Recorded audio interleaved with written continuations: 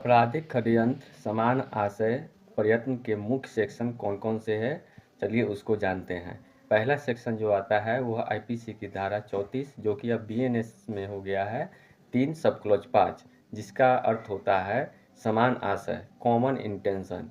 जैसे कि एग्जाम्पल के तौर पर बता देता हूँ कि ए घर के बाहर पहरा दे रहा है, बी घर में चोरी कर रहा है और सी घर के बाहर गाड़ी लेकर इंतजार कर रहा है। तो ये समान आशय, तीनों का समान आशय हो गया, जिसमें तीनों को समान सजा होगी, कॉमन इंटेंशन हो गई। दूसरे नंबर पर आता है 149 आईपीसी या 190 बीएनएस।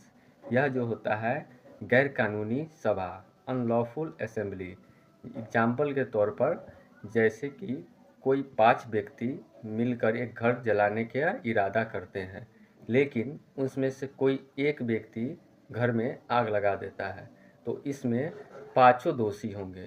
190 बीएनएस के तहत पाँचों दोषी। तीसरा नंबर जो है सेक्शन वह 120 सब क्लॉज बी आईपीसी या 61 बीएनएस के तहत आपराधिक साजिश, क्रिमिनल कॉन्स्पिरेसी।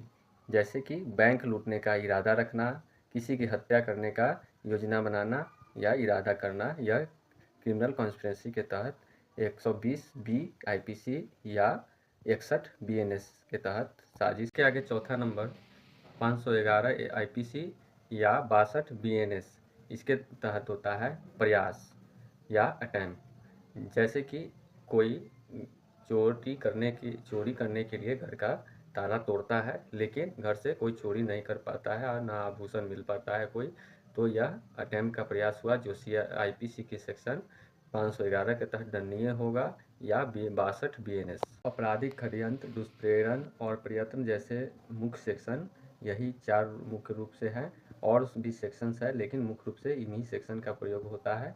आगे हम दूसरे वीडियो में मिलते हैं फिर से।